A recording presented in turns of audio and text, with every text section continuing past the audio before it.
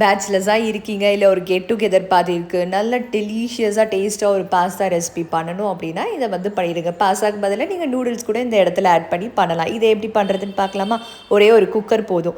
இதில் cooking oil சேர்த்துட்டு பொடியாக கட் பண்ண வெங்காயம், இது லேசாக வதங்கி வந்துட்ட பிறகு கேப்சிகம் சேர்த்துருக்கேன். கூடவே பொடியாக கட் பண்ண கேரட்டும் சேர்த்துருக்கேன். இதெல்லாம் இருந்தால் சேர்த்துக்கலாம், இல்லைனா டேரெக்டாக வெங்காயமே தக்காளியுமே சேர்த்துக்கலாம். இப்போ 2 போல் தக்காளி பழம் சேர்த்துட்டு இந்த மாதிரி வதங்கிட்ட பிறகு ஒரு டேபிள் ஸ்பூன் இஞ்சி பூண்டு பேஸ்ட், இப்போ இதுக்கு தேவையான அளவுக்கு உப்பு, கொஞ்சமாக மஞ்சள் தூள், மிளகுத்தூள், 1 டேபிள் ஸ்பூன் அளவுக்கு குழம்பு மிளகாய் தூள். இப்போ மேகி மசாலா பேக்கெட் இருக்கும் இல்லையா, அதில் 2 போல் நான் அந்த மாதிரி உடச்சி சேர்த்துக்கிறேன். சேர்த்துட்டு நல்லா கலந்து விட்டுட்ட பிறகு லேசாக பிடிக்கிற மாதிரி இருந்துச்சு அப்படின்னா தண்ணி சேர்த்துட்டு இந்த மாதிரி வதக்கிக்கலாம். இப்போ ஒரு பவுலில் chilli sauce, soya sauce, tomato sauce இது எல்லாமே வந்து எடுத்துக்கிட்டு மிக்ஸ் பண்ணிவிட்டு டைரெக்டாக இந்த கிரேவியில் வந்து சேர்த்துக்கிறோம். இதுதான் இந்த ரெசிபிக்கு ஹைலைட்டே. நம்ம நல்லா வதங்கி வந்துட்ட பிறகு நம்ம பாஸ்தா வந்து சேர்க்க போகிறோம்.